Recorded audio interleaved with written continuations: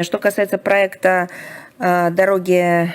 как вот его называют, Трампа, мы подтверждаем готовность изучить возможные варианты нашего подключения, в том числе с учетом уникальной экспертизы РЖД. Но прежде стоит, наверное, тщательно ознакомиться со всеми деталями реализации и функционирования этой инициативы. А проработка ее находится, как мы понимаем, только в начальном этапе. Զախարովայի այս խոսքը պետք է լսել որպես հստակ ազդակ, թե ինչ է փորձում անել Մոսկվան տրիպի շուրջ։ Նա միաժամանակ հայտարարում է, թե պատրաստ են քննարկել նախագծին միանալու տարբերակները եւ հենց նույն պահին շրջանառության մեջ է դնում Ռուսաստանի երկաթուղիների այսպես կոչված բացառիկ փորձաքննության գաղափարը, ակնարկելով ոչ թե պարզապես մասնակցություն, այլ վերահսկողություն եւ առանձնաշնորհյալ դեր։ Այսինքն ոչ թե պարզապես մասնակցել, այլ ձևակերպել այսպես կոչված անփոխարինելի դեր, հետո պահանջելու կառավարում մենաշնորհային գործառույթ կամ որոշումների վրա ազդեցություն։ Երկրորդ, բոլոր կողմերի մասնակցությամբ քննարկումներ այս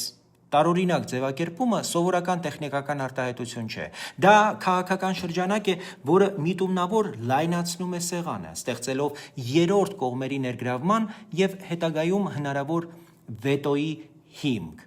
Դա քաղաքական շրջանակ է, որտեղ այսպես կոչված բոլոր կողմերը կարող է նշանակել ոչ միայն նախաձեռնության հեղինակներին, Միացյալ Նահանգներին եւ Հայաստանին, այլև երրորդ, չորրորդ դերակատարներին, ում ներկայությունը հետո վերածվում է վետոյի մեխանիզմի։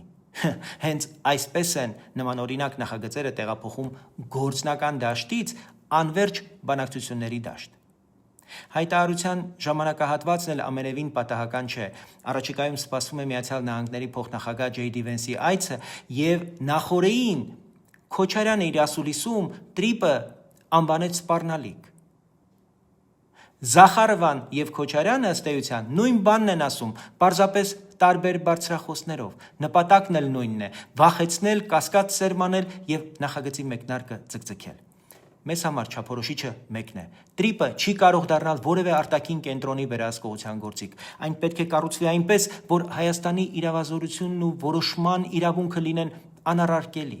Պայմանագրերը հրապարակային, կառավարման մոդելը հաշվետու, ռիսկերի գնահատումը անկախ ու շարունակական, իսկ շահագործումը մրցակցային եւ թափանցիկ։ Եթե որևէ երկիր կամ ընկերություն պատրաստ է մասնակցել, մասնակցության միակ լեզուն բաց պայմաններն են, ոչ արտոնյալ դեր, ոչ մենաշնորհային փորձաքննություն, ոչ էլ բոլորը մեկ սեղանի շուրջ, որպես հետագա ճնշման